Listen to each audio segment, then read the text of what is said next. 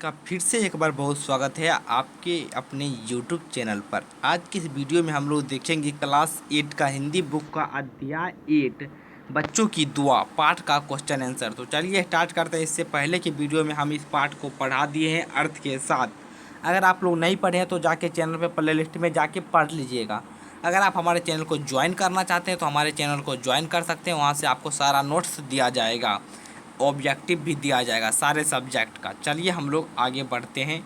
चलिए अब यहाँ पर है आपका पहला क्वेश्चन जो है वह पाठ से लिया गया है। क्वेश्चन नंबर 1 देखिए, इस कविता में कवि किन किन चीज़ों की चाह रख रहा है। कवि जो है वह बच्चों के माध्यम से किन किन चीज़ की चाह कर रहा है, इच्छा कर रहा है। देखिए इसके उत्तर हो जाएगा क्या है, इन कविता में कवि जो है वह ईश्वर से क्या मांग रहे हैं। तो अगर लिखिएगा इसका, अगर आप कवि जो है वह ईश्वर से इच्छा रख रहे हैं या ईश्वर से मांग रहे हैं क्या, ज्ञान मांग रहे हैं। ठीक है, ज्ञान मांग रहे हैं और शक्ति मांग रहे हैं, बुद्धि मांग रहे हैं। ठीक है, इस तरीके से आप लोग लिख दीजिएगा। अगला क्वेश्चन है आप यहाँ पर आपका क्वेश्चन नंबर 2, कविता में संसार को बेहतर बनाने की कामना मुखर हुई है। उन कामनाओं को अपने शब्दों में लिखिए।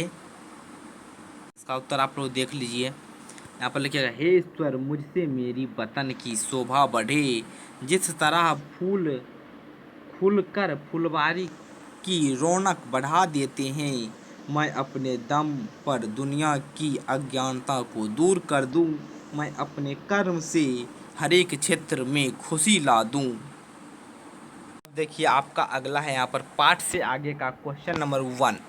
क्या कह रहा है क्वेश्चन नंबर 1, अल्लाह बुराई से बचाना मुझको तथा नेक राह में चलाने की शक्ति प्रदान करना। नज्म की किन पंक्तियों में ऐसा भाव स्पष्ट किया गया है। नज्म की उन पंक्तियों को लिखिए। तो पाठ से वह पंक्ति आपको लिखना है। तो देखिए इसका लिखिएगा आप लोग, मेरे अल्लाह बुराई से बचाना मुझको, नेक जो राह हो उस राह पे चलाना मुझको। ये जो दोहा का पंक्ति है इसे आप लोग लिख दीजिएगा। आपका यहाँ पर आगे का है 2 नंबर, पाठ से आगे का 2 नंबर, आपके घर में या पड़ोस में बुजुर्ग होंगे, आप उनकी देखभाल कैसे करना चाहेंगे, उल्लेख करें। तो देखिए इसका उत्तर लिखिएगा, हमारे घर के पड़ोस में जो बुजुर्ग हैं मैं उनकी देखभाल, उनकी सेवा तथा ज़रूरत की चीज़ को पूरा करके करूँगा। ठीक है, और उनकी हर एक बात को मानकर करूँगा। अब आपका पाठ से आगे का ही क्वेश्चन नंबर 3 है। कह रहा है, अल्लाह और ईश्वर में कोई फ़र्क नहीं है, इस बात से आप कहाँ तक सहमत हैं, स्पष्ट कीजिए। उत्तर में आप लोग लिखिएगा, अल्लाह और ईश्वर एक ही का नाम है, इस बात से हम पूर्ण रूप से सहमत हैं। दोनों नाम भगवान के पर्यायवाची मान लेना चाहिए। दोनों एक ही हैं, अल्लाह से ही ईश्वर, ईश्वर से ही अल्लाह है। दोनों बराबर हैं, दोनों समान हैं, दोनों ही भगवान हैं, दोनों एक दूसरे के पर्यायवाची हैं, दोनों एक दूसरे में समाहित हैं, लीन हैं। ठीक है, इसलिए हम इस दोनों से जो है हम इस बात से सहमत हैं कि दोनों बराबर हैं और इन दोनों में कोई फ़र्क नहीं है। चलिए आगे का है आपका व्याख्या करना है। यहाँ पर व्याख्या कीजिए। एक में देखिए क्या कह रहा है, ज़िंदगी हो मेरी परवाने की सूरत या रब, इल्म ही सामने से हो मुझको मोहब्बत या रब। इसे मैं पढ़ा चुका हूँ पाठ में, एक बार फिर से यहाँ पर बता दे रहा हूँ। इसका लिखिएगा, थोड़ा बना के लिखिएगा। प्रस्तुत जो पंक्ति है यह बच्चे की दुआ कविता से लिया गया है। तो प्रस्तुत पंक्ति में नज्म हमारे पाठ्य पुस्तक किसलिए, ऐसे लिखिएगा, प्रस्तुत पंक्ति जो है ये हमारे पाठ्य पुस्तक किसलिए भाग 3 के बच्चों की दुआ पाठ से लिया गया है, जिसके लेखक मोहम्मद इकबाल हैं। लेखक कहना चाहते हैं, बच्चे भगवान से प्रार्थना करते हैं, हे ईश्वर मेरी ज़िंदगी परोपकार के लिए हो, शिक्षा प्राप्ति से मुझे मोहब्बत हो, लगाव हो।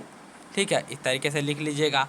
आपका है अगला, यहाँ पर ख में है। मैं सारा पढ़ा दिया हूँ, आप लोग पाठ जाके एक बार पढ़ लीजिएगा। चैनल के प्ले लिस्ट में वीडियो आपको मिल जाएगी।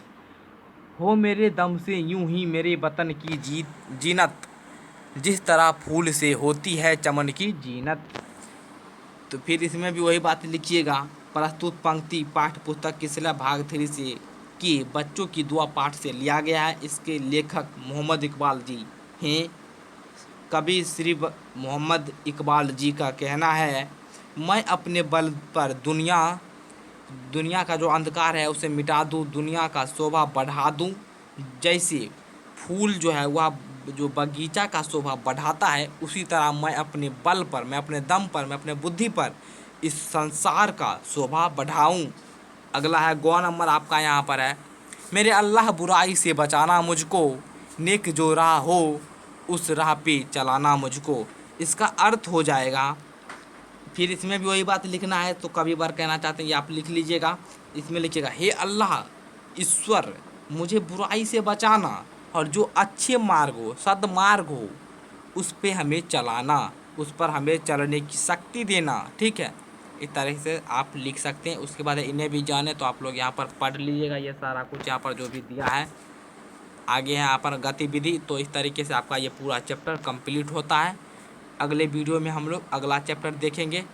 मिलते हैं अगले वीडियो के साथ, तब तक के लिए धन्यवाद।